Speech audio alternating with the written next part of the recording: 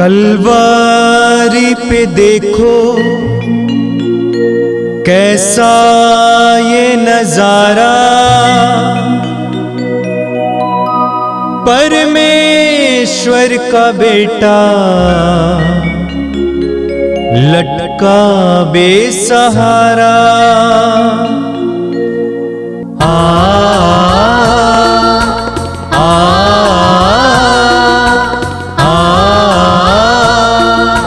बहती रक्तधारा जिसमें सबको मिले मुक्ति, बहती रक्तधारा जिसमें सबको मिले शांति, बहती रक्तधारा जिसमें सबको मिले मुक्ति, बहती रक्तधारा जिसमें सबको मिले शांति। प्यारे विश्वासियों, पवित्र रक्ताभिषेक प्रार्थना हम सबों के जीवन में प्रभु की आशीष लेकर आते हैं। तो आइए पवित्र रक्ताभिषेक प्रार्थना में हम अपने आप को प्रभु के हाथ में समर्पित करें और इस प्रार्थना में पूरे हृदय से सहभागी हो। पिता और पुत्र और पवित्र आत्मा के नाम पर आमीन।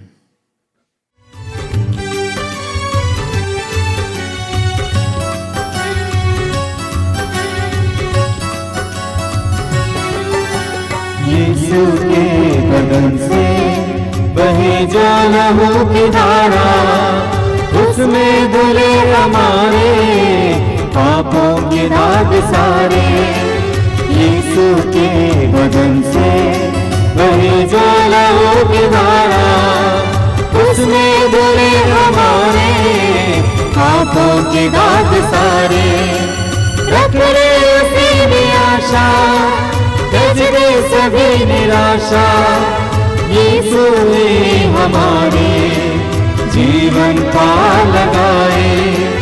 रख ले उसी में आशा, त्यज दे सभी निराशा, यीशु ने हमारे जीवन पार लगाए। यीशु के बदन से बहे जो लहू की धारा, उसमें धुले हमारे पापों के दाग सारे।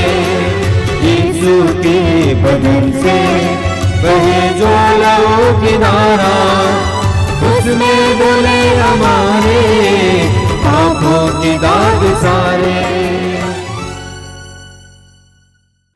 कृपया मेरे पीछे दोहराएंगे।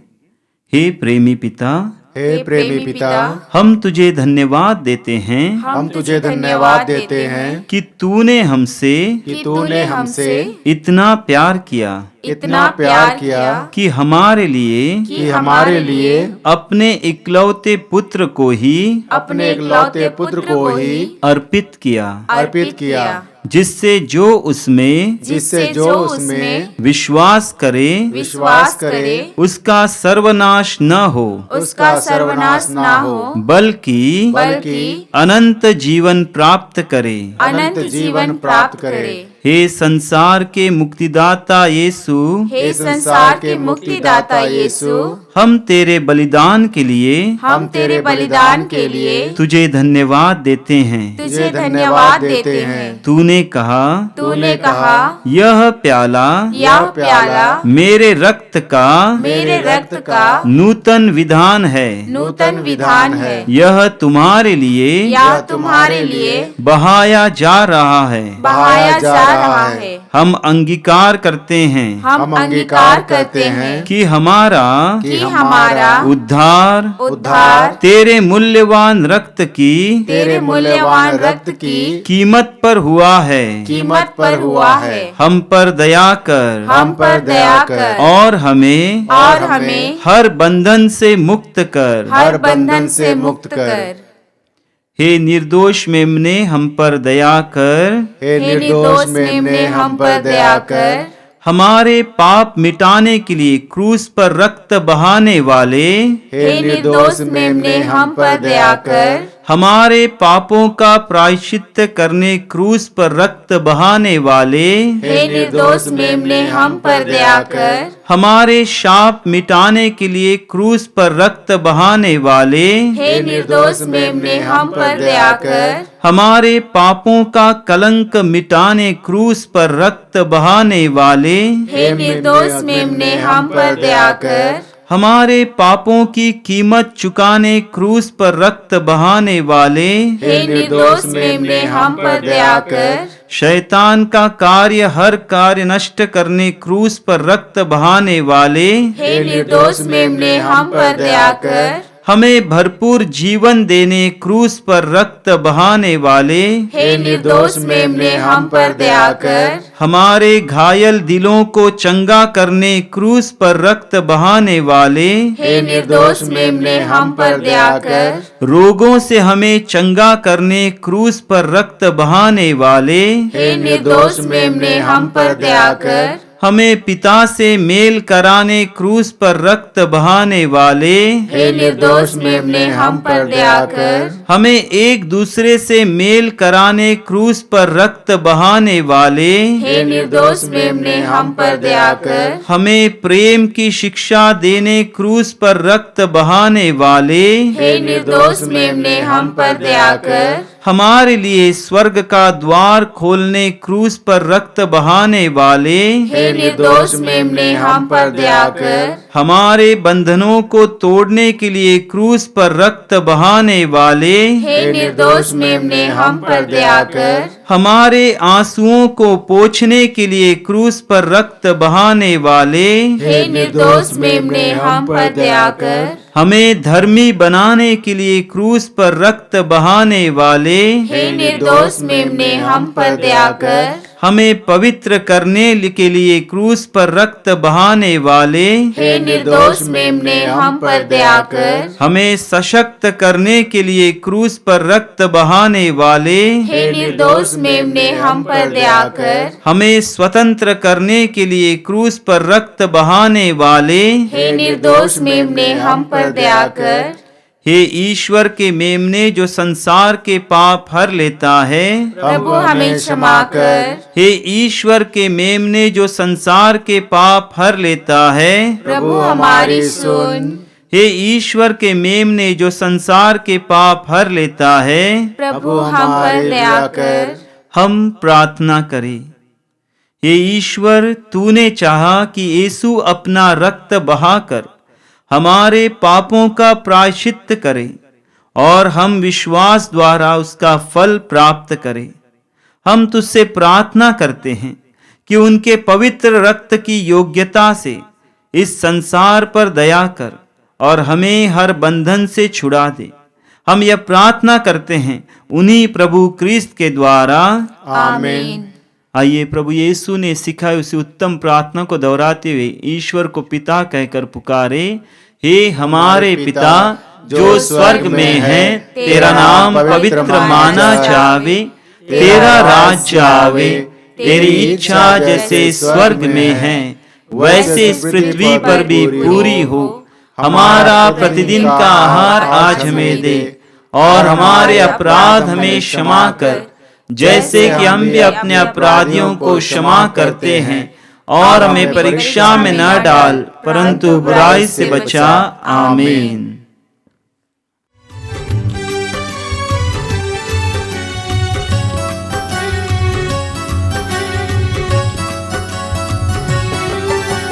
यीशु के बदन से बहे जो लहू की धारा, उसमें धुले हमारे पापों के दाग सारे। यीशु के बदन से बहे जो लहू की धारा, उसमें धुले हमारे पापों के दाग सारे। रख ले उसी भी आशा, त्यज दे सभी निराशा, यीशु ने हमारे जीवन का लगाए। रख ले उसी भी आशा, त्यज दे कभी निराशा, यीशु ही हमारे जीवन का लगाए। यीशु के बदन से बहे जो लहू की धारा, उसमें धुले हमारे पापों के दाग सारे। यीशु के बदन से बहे जो लहू की धारा, उसमें धुले हमारे पापों के दाग सारे। आइए हम प्रार्थना करें। पवित्र रक्ताभिषेक प्रार्थना के लिए अपने हृदय और मन को इस समय एकाग्र कीजिए, तैयार कीजिए। आप जहां कहीं भी बैठे हैं, इस समय प्रभु की उपस्थिति अनुभव कीजिए। विश्वास के द्वारा अपने हृदय और मन की आंखों को खोलिए। जीवित प्रभु की उपस्थिति महसूस कीजिए। आप अकेले नहीं हैं, इस समय प्रभु आपके पास हैं। जब आप प्रभु के वचनों को सुनने के लिए, प्रभु से प्रार्थना करने के लिए हृदय और मन को खोलते हैं, प्रभु अपनी प्रतिज्ञा के अनुसार आपके पास रहते हैं। मत्ती के सुसमाचार के अनुसार प्रभु की उस अंतिम प्रतिज्ञा को याद कीजिए।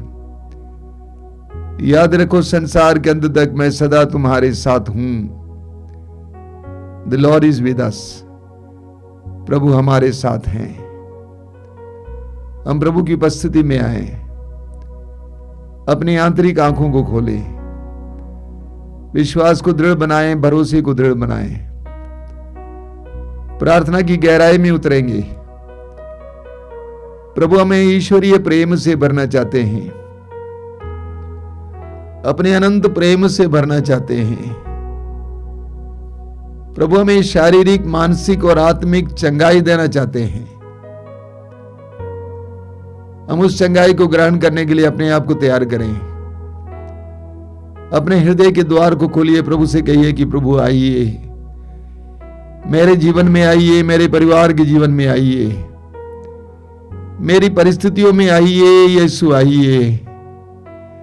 2000 वर्ष पहले इस संसार में आकर, इस पापी धरती पर पैर रखकर, चारों ओर घूम घूम कर रोगियों, दुखियों, पापियों को सहारा देने वाले यीशु, मेरे जीवन में भी आइए, मेरे परिवार में भी आइए, मेरे घर में भी आइए।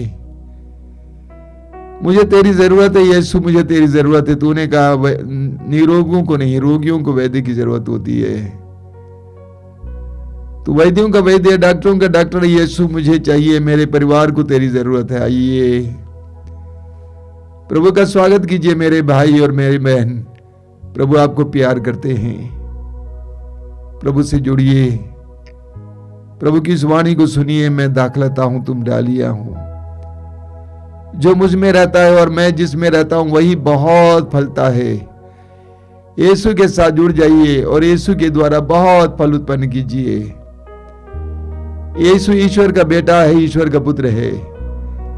आप और मेरे लिए संसार में उतर आने वाले यीशु, ईश्वरीय प्रेम को हम तक पहुंचाने वाले यीशु, ईश्वरीय महिमा को हमारी ओर पहुंचाने वाले यीशु, ईश्वरीय सामर्थ्य से हमें भरने वाले यीशु, उस यीशु के साथ इस समय जुड़ जाइए।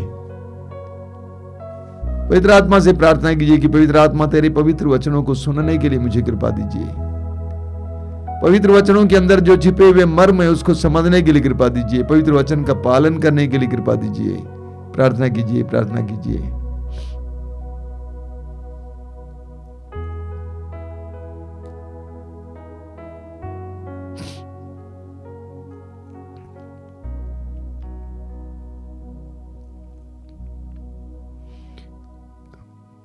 अपनी आंखें खोलें।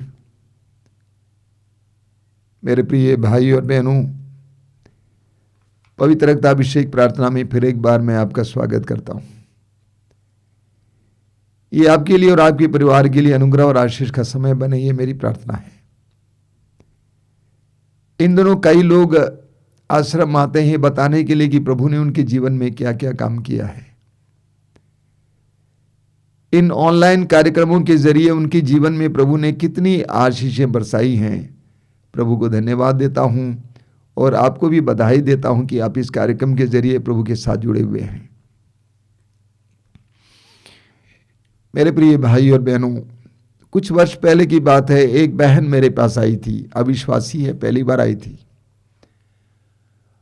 और उन्होंने कहा कि मेरी समस्या यह है कि मेरे घर पे शांति नहीं है, बेचैनी है, आपसी झगड़ा है, मेल मिलाप की कमी है।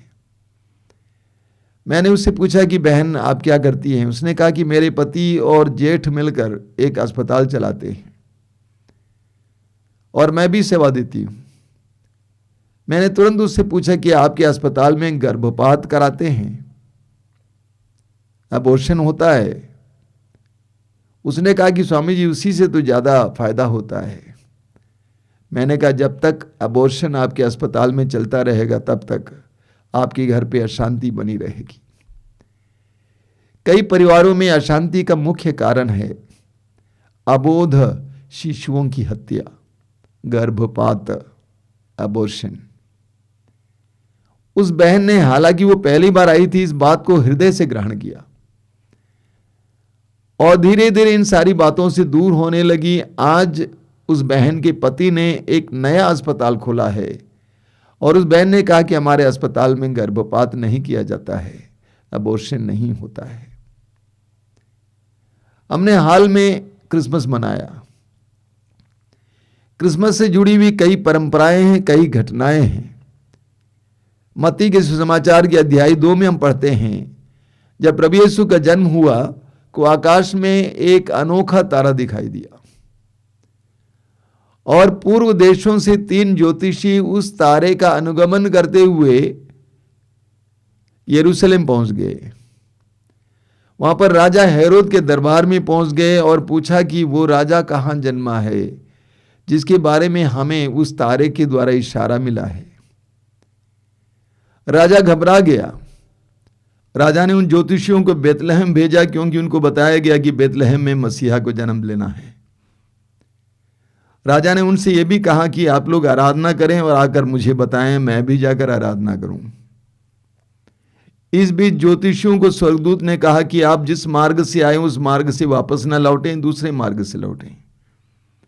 इसलिए ज्योतिषी राजा के पास वापस नहीं आए। राजा क्रुद्ध हुए और राजा ने यह आदेश दिया कि बेतलहम और आसपास की जगह के 2 साल के और 2 साल से छोटे सारे बच्चों को मार डाला जाए। ऐसा ही हुआ। हजारों की संख्या में बच्चे मार डाले गए, अबोध बच्चे मार डाले गए।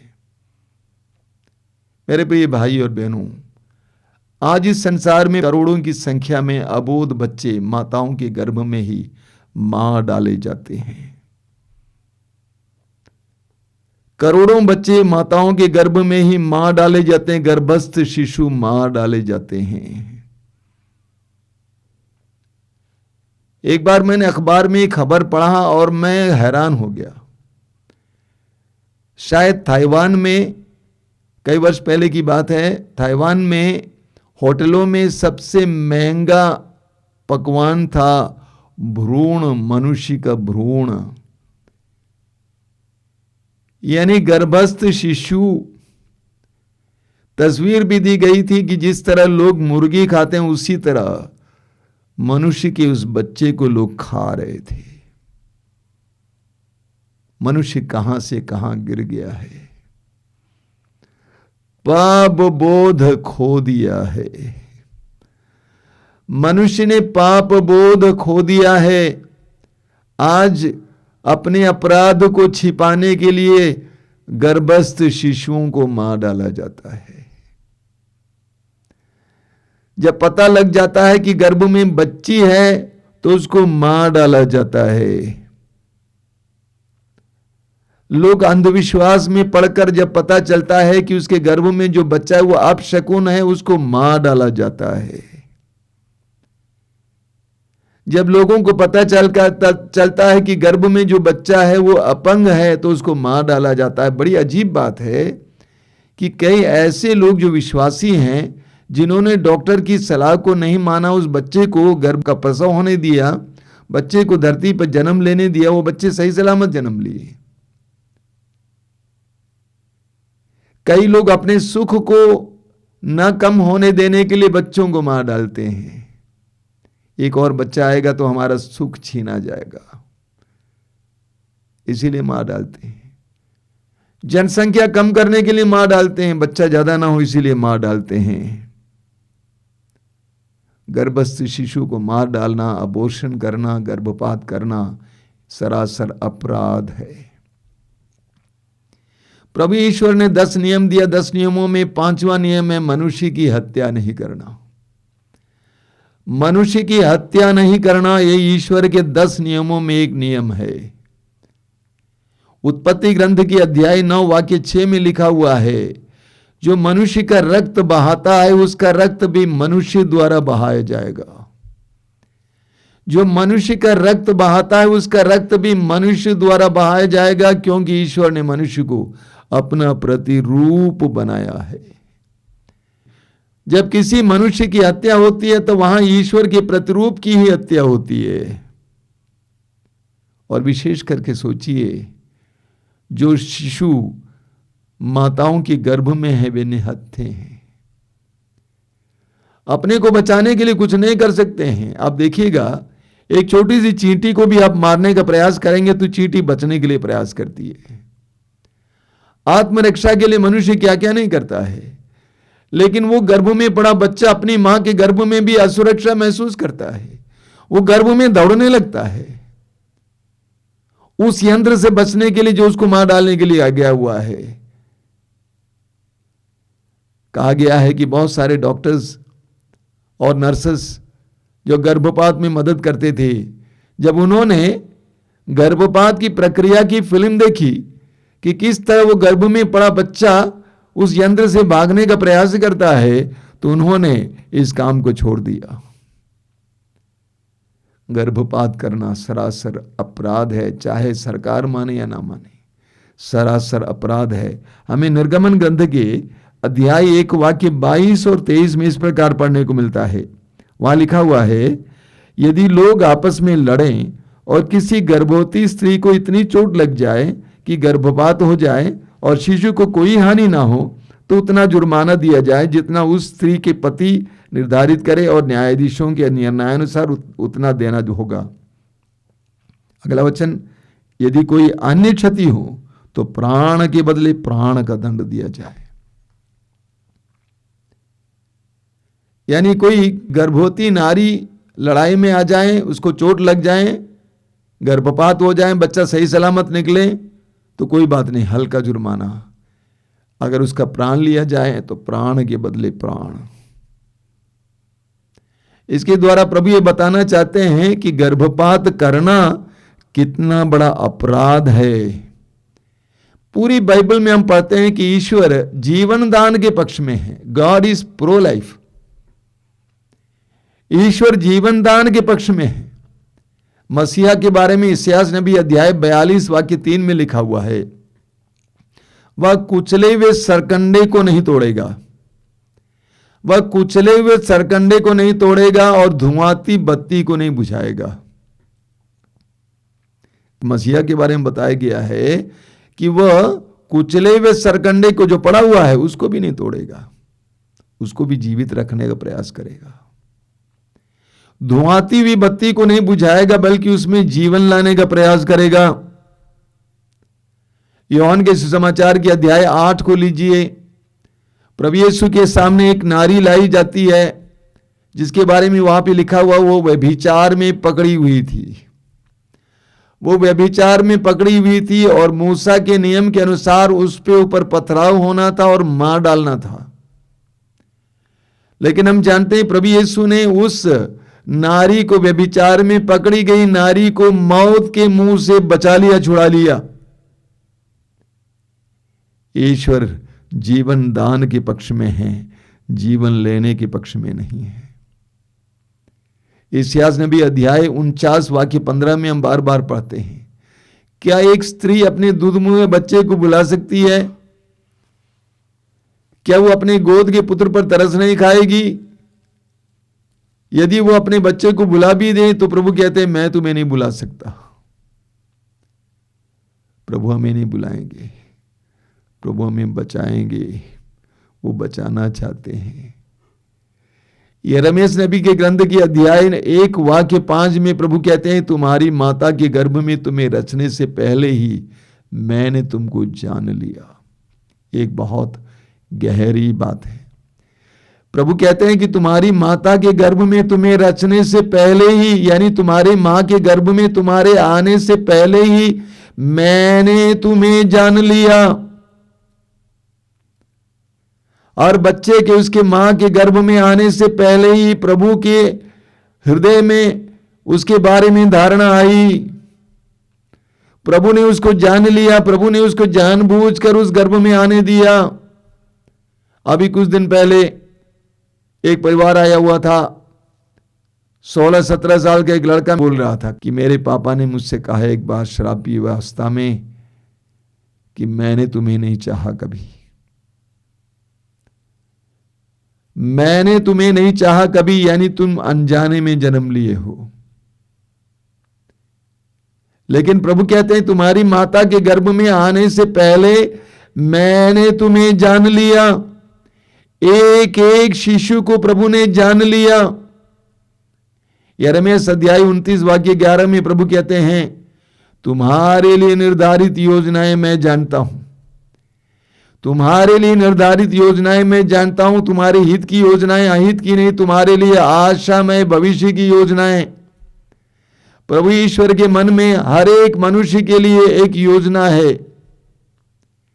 हर एक मनुष्य के जन्म से पहले, माता के गर्भ में आने से पहले ईश्वर के मन में एक योजना है। कितने ही महान लोगों को मनुष्य जाति ने मार डाला है। हर शिशु के प्रति ईश्वर की एक योजना थी, लेकिन मनुष्यों ने मार डाला है, उस योजना को बिगाड़ा है। कितने ही डॉक्टर्स को मनुष्यों ने मार डाला है, कितने संतों को मनुष्यों ने मार डाला है, कितने महात्माओं को मार डाला है, कितने समाज सेवी को मार डाला है, कितने कलाकारों को मार डाला है। करोड़ों की संख्या में या लाखों की संख्या में प्रतिदिन अबॉर्शन होता है। उन सब के लिए ईश्वर के मन में एक योजना है। वे महान महान व्यक्ति होने वाले थे जो संसार को परिवर्तित करने वाले थे, लेकिन मनुष्यों ने मार डाला है। स्तोत्रकार कहता है स्तोत्र 127 में, स्तोत्र 127 वाक्य 3 बहुत शक्तिशाली वचन है। स्तोत्रकार कहता है, पुत्र प्रभु द्वारा दी हुई विरासत है, पुत्र प्रभु द्वारा दी हुई विरासत है, संतति प्रभु द्वारा प्रदत्त पारितोषिक है, गिफ्ट है, उपहार है। संतान ईश्वर के द्वारा दिया गया उपहार है। मनुष्य जीवन नहीं दे सकता है, जीवन ईश्वर का दान है। इस संसार में लाखों दंपति जो निसंतान है एक बच्चे के लिए रोते हैं। मनुष्य ने इतना तकनीकी विकास किया है, आप बताइए क्या आपने कभी सुना है कि दुनिया में कोई ऐसी फैक्ट्री है जहां पर खून का उत्पादन होता है? क्या दुनिया में कोई फैक्ट्री है जहां पर जीवन तत्व का उत्पादन होता है?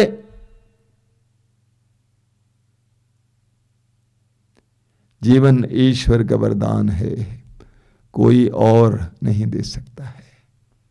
हां, कई ऐसे अवसर हैं जहां पर गर्भ के बच्चे को मरने देता है या मारा जाता है। मान लीजिए उसकी मां के लिए उसका जन्म खतरा बने,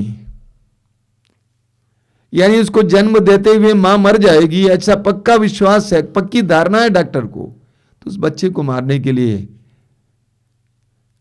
अधिकार दिया जाता है, क्योंकि उस मां के अंदर मां की बड़ी बड़ी जिम्मेदारियां हैं।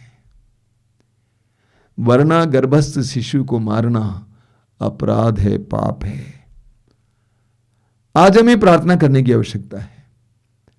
आज हमें प्रार्थना करने की आवश्यकता है सबसे पहले कि मनुष्य के अंदर पाप बोध आ जाए,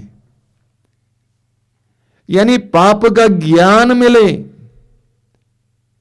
आधुनिक मनुष्य ने अगर खोया, बहुत सारी चीजें खोई हैं, एक चीज जो खो दी है वो है पाप बोध।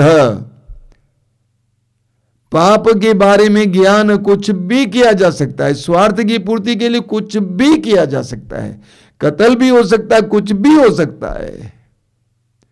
पाप बोध खो दिया है। हमें मनुष्यों के लिए प्रार्थना करना कि प्रभु हमें पाप बोध दीजिए।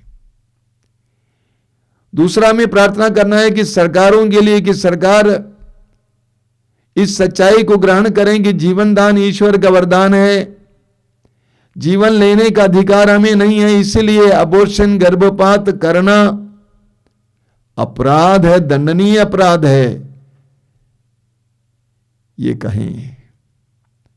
हमें प्रार्थना करनी है डॉक्टरों, अस्पतालों और नर्सेस के लिए, उनको इस बात का एहसास मिले कि गर्भपात कराते हुए, करते हुए हम जो कर रहे हैं ये अपराध है, अन्याय है, मानव जाति के प्रति अन्याय है।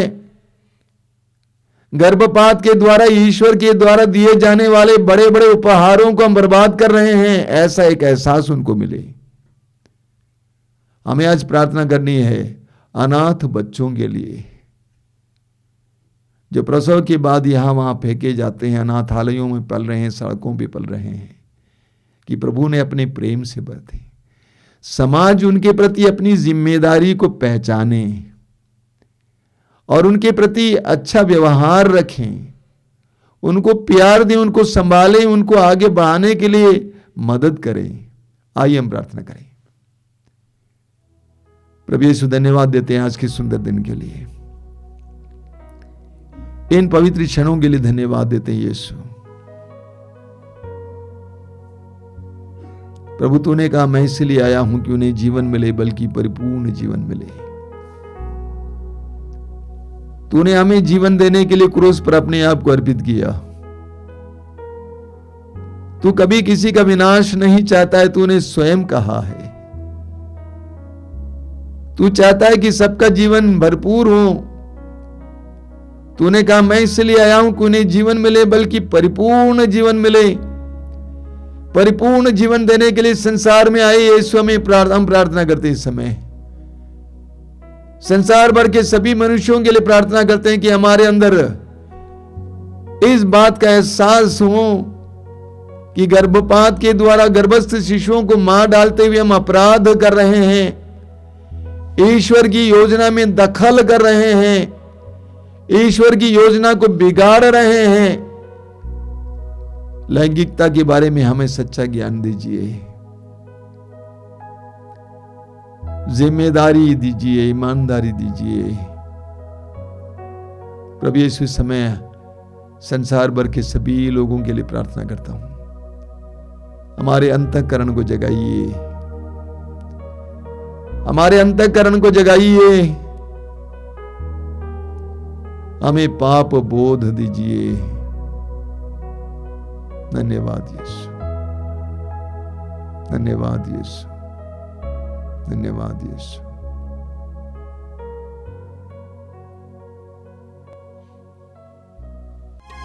आराधना आराधना आराधना है प्रभु, आराधना आराधना आराधना है प्रभु, आराधना आराधना आराधना है प्रभु, आराधना आराधना आराधना है प्रभु। आबा पिता तेरी आराधना, यीशु मसीह तेरी आराधना, अम्मा पिता तेरी आराधना, यीशु मसीह तेरी आराधना, आराधना आराधना आराधना है प्रभु, आराधना आराधना आराधना आराधना है प्रभु। यीशु प्रभु तेरी आराधना, आत्मा प्रभु तेरी आराधना। यीशु प्रभु तेरी आराधना, आत्मा प्रभु तेरी आराधना। आराधना आराधना आराधना है प्रभु। आराधना आराधना आराधना है प्रभु। प्रेमी प्रभु तेरी आराधना, क्रूसित प्रभु तेरी आराधना। प्रेमी प्रभु तेरी आराधना, क्रूसित प्रभु तेरी आराधना। आराधना आराधना आराधना है प्रभु। आराधना आराधना आराधना है प्रभु। आराधना है प्रभु। आराधना है प्रभु।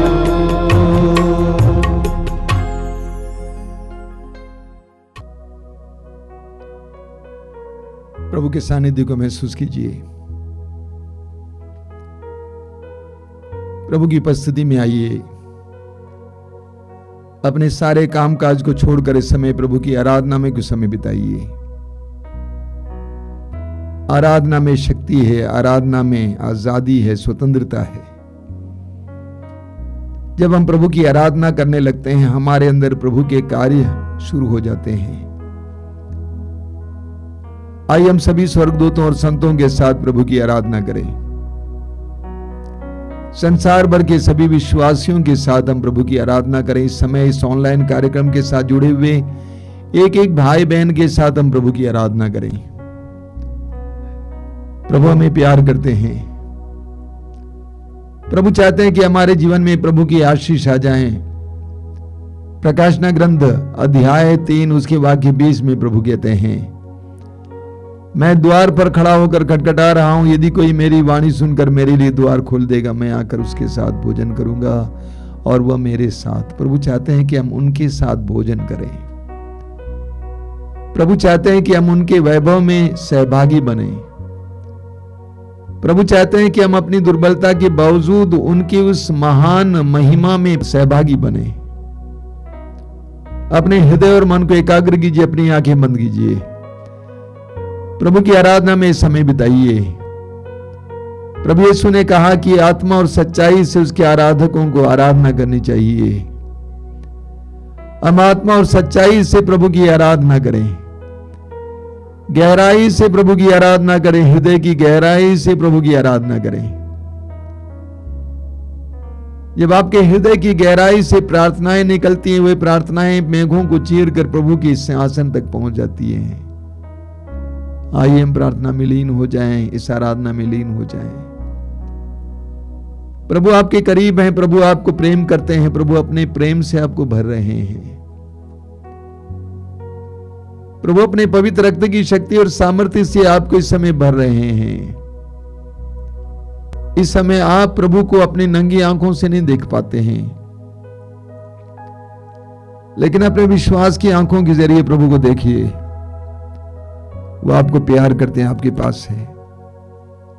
करुणामय प्रभु, शक्तिशाली प्रभु, जीवन के हर क्षण में हमारे साथ रहने वाले प्रभु, वो हमारे साथ हैं। महसूस कीजिए।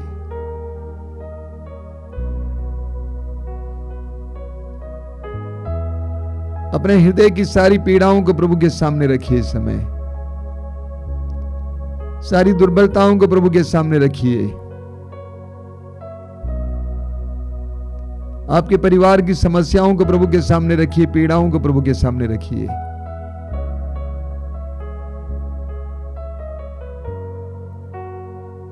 वो आपके जीवन में महान महान चिन्ह और चमत्कार प्रकट करना चाहते हैं। स्वीकार कीजिए इस समय विश्वास के साथ, भरोसे के साथ। प्रभु यीशु धन्यवाद देते हैं इस पवित्र समय के लिए, इस पवित्र क्षण के लिए। मेरे साथ इस आराधना में लगी हुई सारी जनता को तेरे हाथ में समर्पित करता हूं। सारे भाई बहनों को तेरे हाथ में समर्पित करता हूं यीशु। उनको तेरी उपस्थिति का एहसास दीजिए इस समय। तेरे साथ जुड़ने का सामर्थ्य दीजिए, शक्ति दीजिए। तेरी स्तुति, तेरी आराधना, तेरी महिमा हो। तेरी स्तुति, तेरी आराधना, तेरी महिमा हो।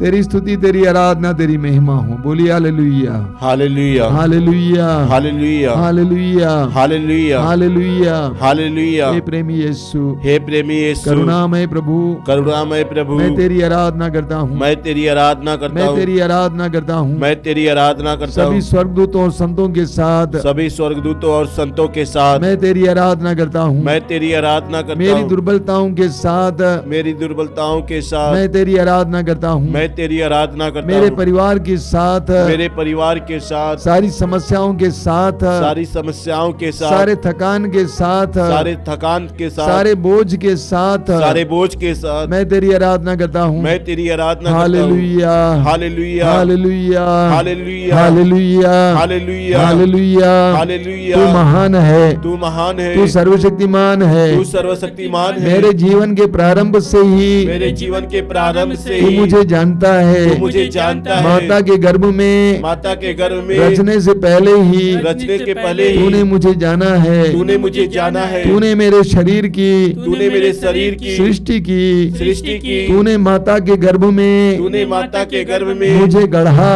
मुझे गढ़ा। मैं तेरा धन्यवाद करता हूँ। मैं तेरा धन्यवाद करता हूँ। मेरा निर्माण अपूर्व है, मेरा निर्माण अपूर्व है। तेरे कार्य अद्भुत हैं, तेरे कार्य अद्भुत है। मैं अच्छी तरह जानता हूँ। मैं अच्छी तरह जानता हूँ। Hallelujah, hallelujah, hallelujah, hallelujah. जब मैं अदृश्य में, जब मैं अदृश्य में बन रहा था, जब मैं गर्भ के अंधकार में, जब मैं गर्भ के अंधकार गढ़ा जा रहा था, गढ़ा जा रहा था, जब मैं गर्भ के अंधकार में, जब मैं गर्भ के अंधकार में गढ़ा जा रहा था, गढ़ा जा रहा तो था, तूने मेरी हड्डियों को तूने मेरी हड्डियों को बढ़ते देखा, बढ़ते देखा, तो तूने मेरी हड्डियों को तूने मेरी हड्डियों को बढ़ते देखा, बढ़ते देखा, तूने मेरे सब कर्मों को देखा, तूने मेरे सब कर्मों को देखा, वे सब तेरे ग्रंथ में लिखे हैं, वे सब तेरे ग्रंथ में लिखे हैं। घटित होने के पूर्व ही, घटित होने के पूर्व ही मेरे दिनों की सीमा मेरे दिनों की सीमा निर्धारित की गई। निर्धारित की गई। Hallelujah, hallelujah, hallelujah,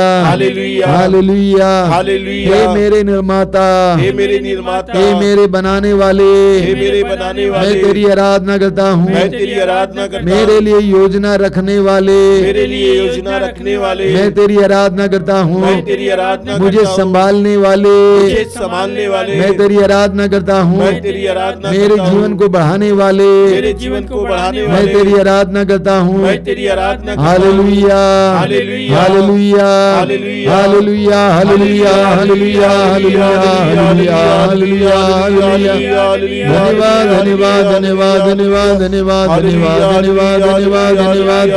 hallelujah, hallelujah, hallelujah, hallelujah, hallelujah, hallelujah, hallelujah. मेरे प्रिय भाई और बहनों, उत्पत्ति ग्रंथ के अध्याय 1 वाक्य 27 में पढ़ते हैं, ईश्वर ने मनुष्य को अपना प्रतिरूप बनाया। ईश्वर ने मनुष्य को अपना प्रतिरूप बनाया। हर मनुष्य ईश्वर का प्रतिरूप है, दूसरा रूप है। हर मनुष्य ईश्वर का प्रतिरूप है, दूसरा रूप है। इसलिए हर मनुष्य को हमें उस दृष्टि से देखने की आवश्यकता है।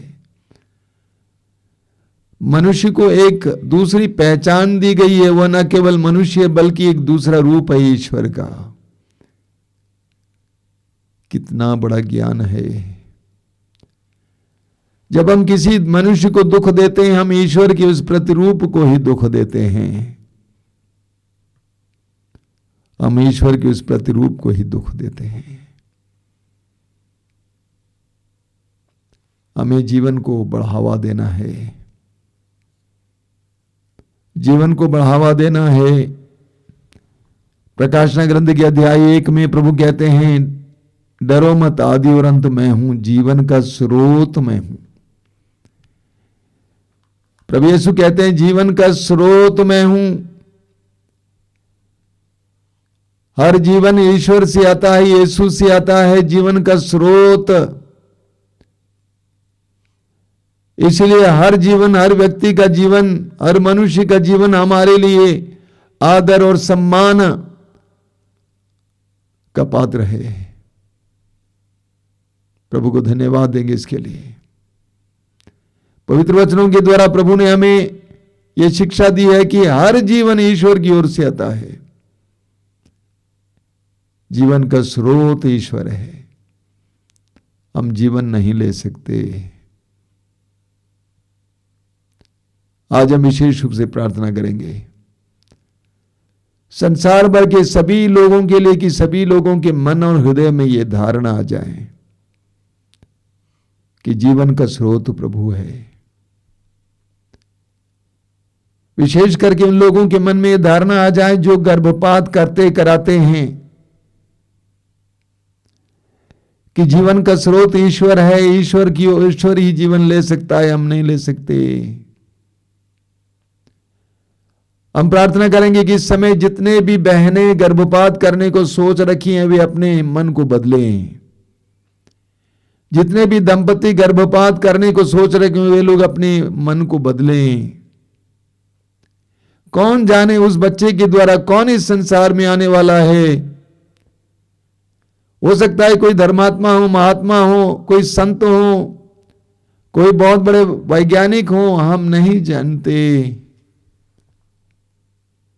हम प्रार्थना करें कि संसार में जीवन के प्रति लोगों में सम्मान बढ़े, मनुष्य जीवन के प्रति सम्मान बढ़े। हम प्रार्थना करेंगे कि इस संसार में गर्भपात ना किया जाए, अबॉर्शन ना किया जाए, सभी जीवन को बढ़ावा देने में लग जाएं जिस तरह ईश्वर स्वयं जीवन को बढ़ावा देने में लगा हुआ है। याद कीजिए उन क्षणों को जब हमें लगा कि हम मरने वाले हैं, हम बर्बाद हो गए हैं, लेकिन प्रभु ने ऐसा नहीं होने दिया, क्योंकि प्रभु एक जीवन दान देने वाला ईश्वर है, प्रो लाइफ ईश्वर है। हम इस समय संसार भर के सभी लोगों के लिए प्रार्थना करेंगे कि हमारे अंतःकरण जग जाएं, इस महान बुराई से प्रभु हमें बचाएं जिसका परिणाम ये सारा संसार भोग रहा है, क्योंकि हम स्वयं प्रतिदिन लाखों करोड़ों जानों को मार डाल रहे हैं, अबोध बच्चों को मार डाल रहे हैं, गर्भस्थ शिशुओं को मार डाल रहे हैं। इसका परिणाम तो संसार पर पड़ना ही पड़ना है। हम प्रार्थना करेंगे प्रभु हमारे अंतःकरण को जगाएं, इस पाप की गंभीरता समझाएं। प्रभु यीशु की सिखाई हुई सुंदर और शक्तिशाली प्रार्थना को हम 3 बार बोलते हुए इसके लिए प्रार्थना करेंगे। दोनों हाथ खुला रखिए। ए हमारे पिता जो स्वर्ग में है, तेरा नाम पवित्र माना जाए, तेरा राज्य आवे, तेरी इच्छा जैसे स्वर्ग में है वैसे इस पृथ्वी पर भी पूरी हो।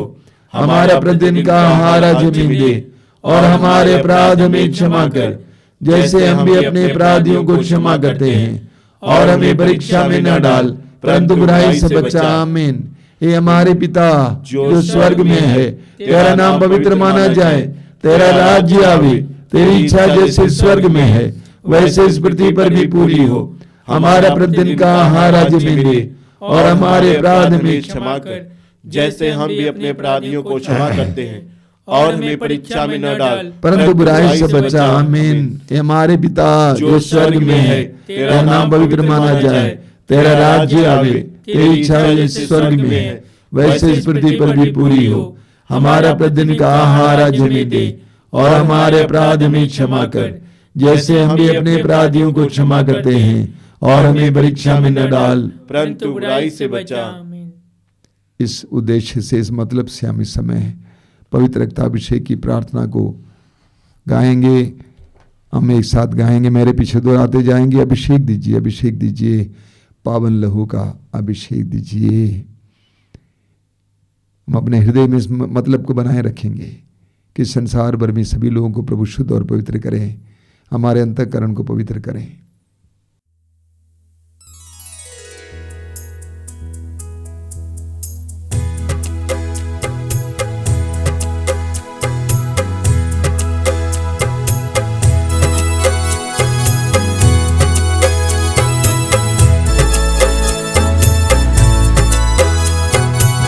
अभिषेक दीजिए, अभिषेक दीजिए, पावन लहू का अभिषेक दीजिए। अभिषेक दीजिए, अभिषेक दीजिए, पावन लहू का अभिषेक दीजिए।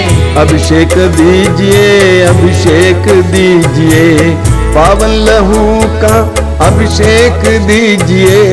अभिषेक दीजिए, अभिषेक दीजिए, पावन लहू का अभिषेक दीजिए।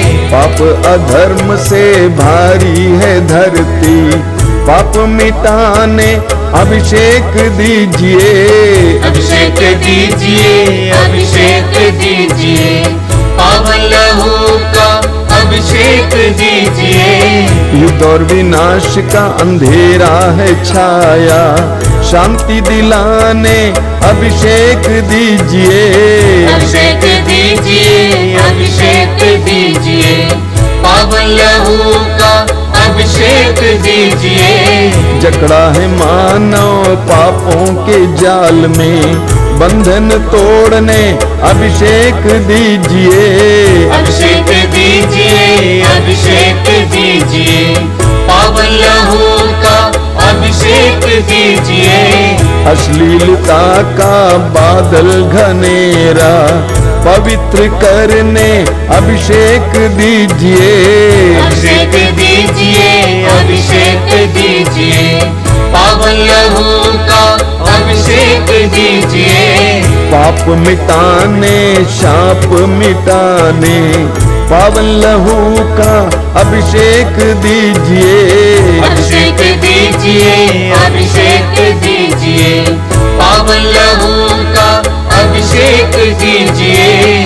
रोग मिटाने शोक मिटाने पावन लहू का अभिषेक दीजिए। अभिषेक दीजिए, अभिषेक दीजिए, पावन लहू का अभिषेक दीजिए। नशे की आत्मा सताए तेरे जन को, छुटकारा देने अभिषेक दीजिए।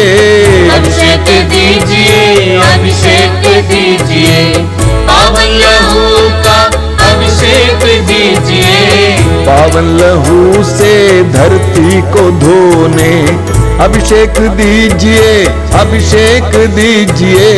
अभिषेक जोर से गाइए। अभिषेक दीजिए, पावन लहू का अभिषेक दीजिए। पावन लहू से घर घर को धोने अभिषेक दीजिए, अभिषेक दीजिए।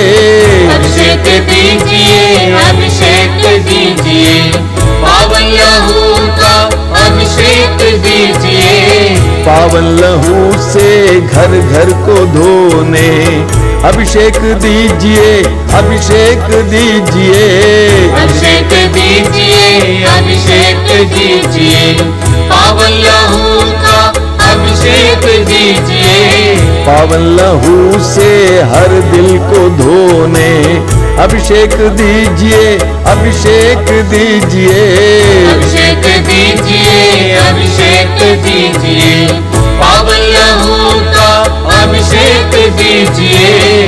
पावन लहू से हर तन को धोने अभिषेक दीजिए, अभिषेक दीजिए।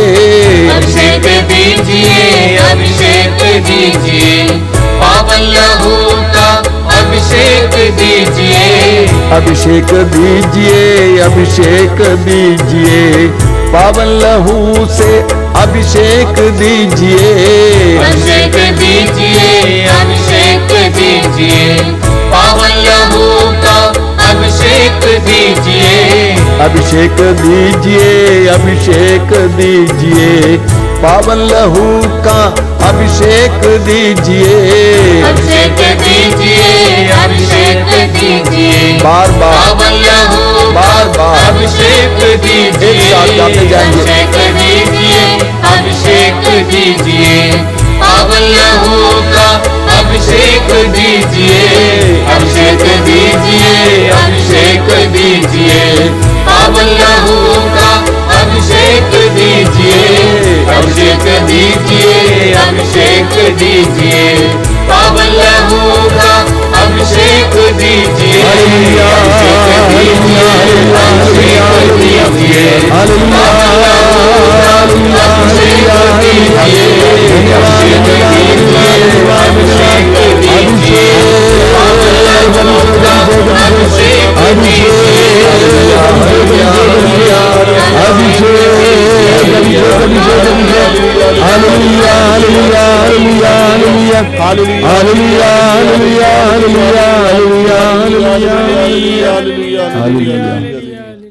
मौन होकर पवित्र रक्त के अभिषेक का अनुभव कीजिए।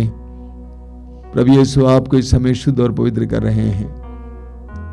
आपके परिवार को, परिजनों को और घर को पवित्र कर रहे हैं। स्वीकार कीजिए, अंगीकार कीजिए। यीशु के परम पावन रक्त में जो शक्ति है ग्रहण कीजिए। धन्यवाद यीशु, तेरी स्तुति, तेरी महिमा, तेरी आराधना।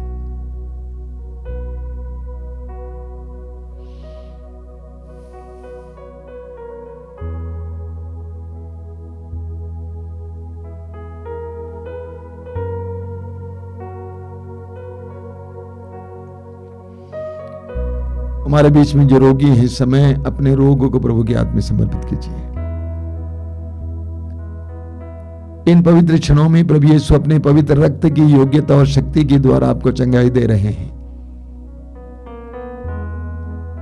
अपने रोगों को प्रभु के हाथ में समर्पित कीजिए, प्रभु के अधीन कीजिए। जो भी रोग हो, कैंसर का रोग, किडनी का रोग, चमड़े का रोग, दिल का रोग, टीबी, अन्य प्रकार के रोग, यीशु के हाथ में समर्पित कीजिए। अपनी आंखें बंद कीजिए, विश्वास को दृढ़ कीजिए, मजबूत कीजिए। यीशु का सानिध्य आपके पास है, विश्वास कीजिए। यीशु आपको चंगा करने में समर्थ है, विश्वास कीजिए। और मुंह खोलकर इस रोग के लिए प्रभु को धन्यवाद देना।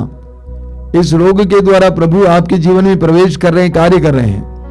धन्यवाद देते हुए ऊंची आवाज में प्रभु की स्तुति और आराधना करते जाइए। Hallelujah, hallelujah, hallelujah, hallelujah, hallelujah, hallelujah, hallelujah, hallelujah, hallelujah. यीशु तेरी स्तुति, तेरी आराधना, तेरी महिमा।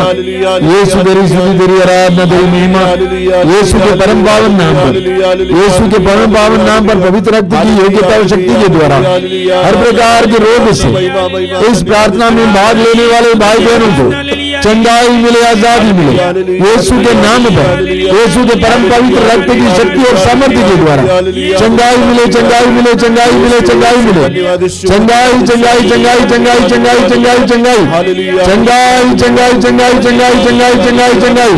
Hallelujah, hallelujah, hallelujah, hallelujah, hallelujah, hallelujah, hallelujah, hallelujah, hallelujah, hallelujah, hallelujah.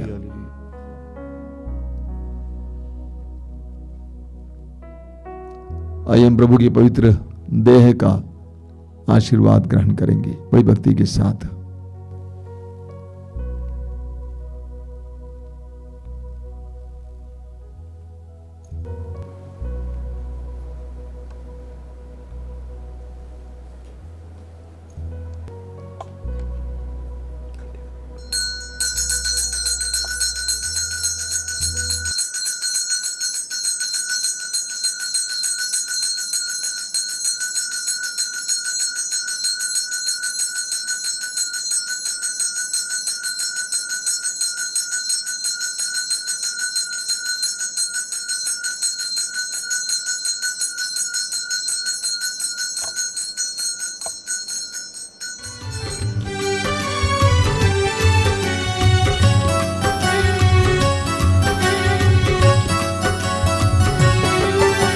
यीशु के बदन से बहे जो लहू की धारा, उसमें धुले हमारे पापों दाग सारे, यीशु के बदन से वही ज्वालाओं की धारा, उसमें धुले हमारे पापों के दाग सारे।